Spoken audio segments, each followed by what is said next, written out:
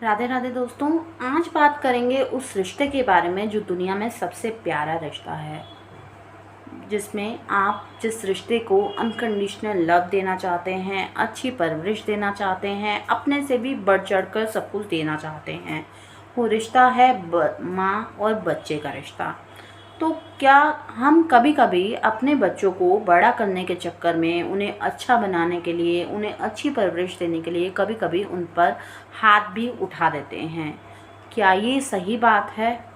बच्चों पे हाथ उठाना, क्या हाथ उठाना ही हर बात का सॉल्यूशन है?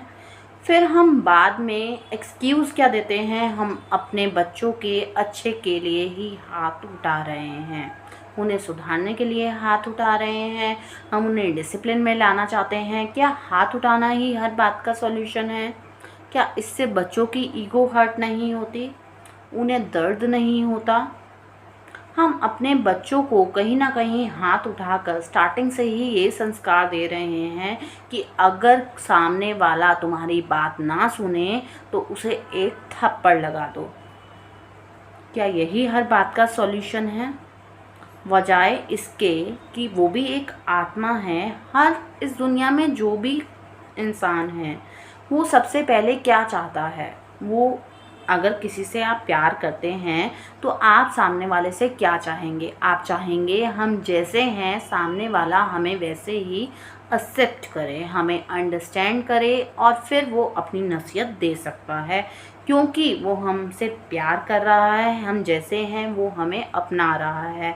इसलिए आप उसकी नसीहत फिर सुनना पसंद करेंगे, उसका नज़रिया सुनना पसंद करेंगे। ठीक उसी तरह अगर आप अपने बच्चे को अच्छी परवरिश देना चाहते हैं, कुछ बात समझाना चाहते हैं, उसके भले के लिए आप बात कर रहे हैं, पहले उसे आप ये समझाइए, मैं तुम्हें एक्सेप्ट करती हूँ, तुम जैसे भी हो, तुम मेरे लिए इस दुनिया में सबसे खास हो, तुमसे बढ़कर कोई नहीं है।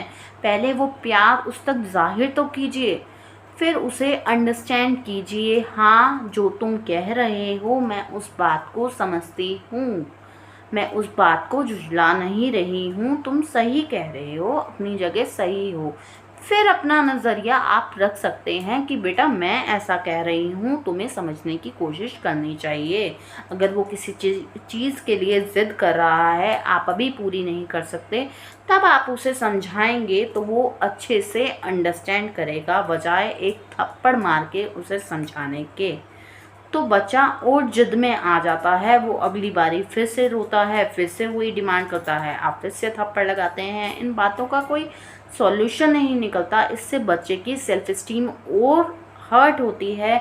और कभी कभी तो बच्चे इतने ढीठ बन जाते हैं, इतने जिद्दी बन जाते हैं, उस थप्पड़ के चलते हुए वो ना ही कुछ सीख पाते हैं, ना ही कुछ समझ पाते हैं। फिर वो जब बड़े हो जाते हैं हम कहते हैं ये तो कोई बात समझता ही नहीं। और अगर हम बच्चों के साथ ऐसा ही रवैया करते हैं, उन्हें डिसिप्लिन में लाने के लिए उनके ऊपर हाथ उठाते रहते हैं, तो वो कभी कभी हमारे साथ बड़े होकर बात शेयर करना भी कोई पसंद नहीं करते। अगर हम ही स्टार्टिंग से उनके साथ बात शेयर करने की आदत नहीं डालेंगे, अगर हम ही उनको इस लायक नहीं समझेंगे कि हम तुम्हारे साथ अपनी सारी बातें शेयर कर रहे हैं, तो क्या वो समझ पाएंगे बड़े होकर कि हम भी तुम्हारे साथ कोई बातें शेयर करें?